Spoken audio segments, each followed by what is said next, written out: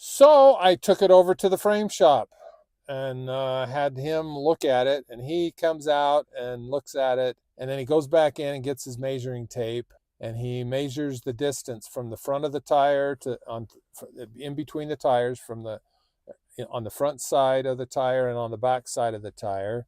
I think I told him that it was off by 2.42 degrees on the right, and the tire shop thought the frame was bent, but he took his measuring tape out and measured it and said, it's not just the frame that's bent, it is the axle housing is bent. And they might try to bend it back, but I don't like bending them back when they're that far out. You never know what happens when you bend them back. It just needs a new wheel. It needs a new axle housing. The tire store sent me over to the frame shop. The guy at the frame shops looks at it, and then he also pointed out. He said, "See all this black dust on the back of your on the back here? That's the tires wearing out. It just disintegrates the tires, and the dust collects back in the low pressure zone on the back of the car and collects back there. The dust, the black dust, and the dust that we saw on the back. I actually have pictures of the black dust. I didn't know what it was at the time. I think I pretty much caught the black dust from really early on while I took pictures of the license plate. I could say that sheared off bolt was a blessing to to me, that the bolt on the license plate was sheared off, and that the lights on the license plate were, which I took pictures of. And I'm pretty sure I caught black dust on the black dust on the back in those pictures, and those were early on. So, and then I have not washed it. I've just, because I park it in my garage. 21:45. Okay. Have a good day, everybody.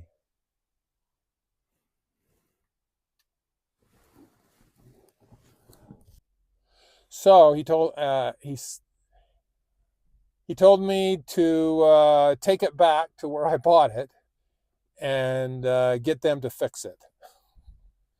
And I wanted him to fix it because I was uncomfortable them fixing it.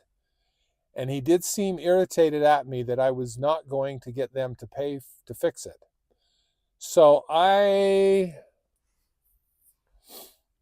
decided to send them a possible small claims case. I worked a small claims case up, just typed it up, telling them all my issues with it. And that's when I got a phone call from him a few days later after I sent him my possible small claims case. So the small claims, I got a phone call, and I talked to him for about half hour, and then telling him all the problems that I had. And then he told me, I said, the owner needs to know all this. And he says, well, I am the owner. So then I talked to him for another hour, telling him all my ranting, and he probably thought I was a crazy old guy, because he did listen to me politely. And he ended up doing something, which I'll do in the next one. So after talking to the owner for an hour and a half, he wanted to tow the vehicle back to his shop and have his mechanic look at it. And at first I thought, and he was going to tow it at his expense. I did tell him, the tires are totally bald. You're 50 miles plus away from me. I don't think it's safe to drive that 4Runner on the freeway. I'm not going to take responsibility for it. So he says, well, I'll send a tow truck to tow it back to my shop and have them look at it. He insinuated that he thought maybe we had bent it when we replaced the axle.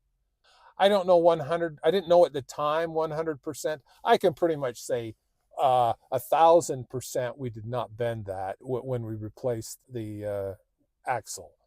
we did not bend the frame, and we did not bend the axle housing. 1,000%. We did not do that. Anyway, first I said yes, tow it back to your shop. And then I hung up, and they were going to tow it back the next day. And after thinking about it for half hour maybe, I called him back and I said, I do not feel comfortable having you guys tow it back. It was I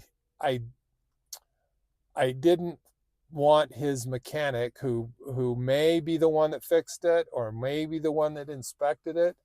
I didn't want him to try to fix it again and hammer on it and tell me that it was fixed. I didn't want them to fix it. I wanted the guy near me here that seemed to know what he was doing. I wanted him to fix it.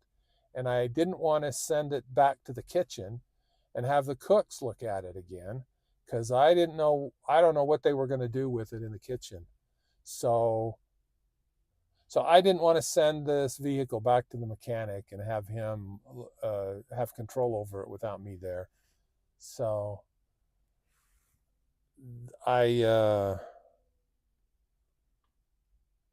told the owner that he could come out here to my house with his mechanic. I wanted to also tell him if he wants to meet me over at the frame shop and look at it there. I'm sure the guy over there would be happy to let us look at it at his shop, especially if he was going to do the work on it. They didn't seem to want to come and look at it at my house. That is where we're at. And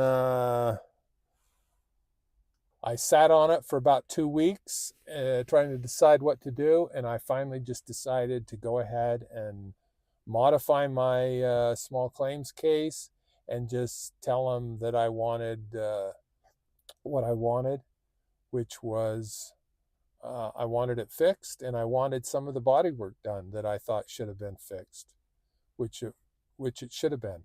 So the total amount that I think that it would cost me to do all the work that I want done on this car is over $9,000.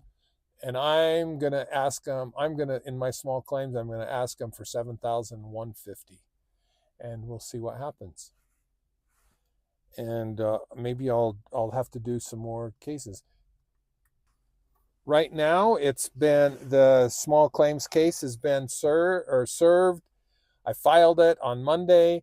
It got served on probably Wednesday, and I'm waiting for the dealer to go online and see if he agrees to dispute resolution. Or am I just going to have to go to court and tell the judge what an idiot I am for buying this car as is? That's where we're at. I'll try to do a long one, and maybe this, but all this is my personal opinion, and I'm just mostly disappointed. But I also feel like it's a mission now for me to help the salesman that's trying to sell these cars. They need to know that they're not selling poorly rebuilt cars. And the dealers that buy these, they need to know that they're not buying poorly rebuilt cars. I don't really believe that the owner of the dealership or the salesman or mechanics, they probably have other people doing the inspections. When they're sourcing these, do they just source them from wherever they can get them and they trust that they are rebuilt to some standards? And if so, they need to know who's building them to the standards that they're claiming.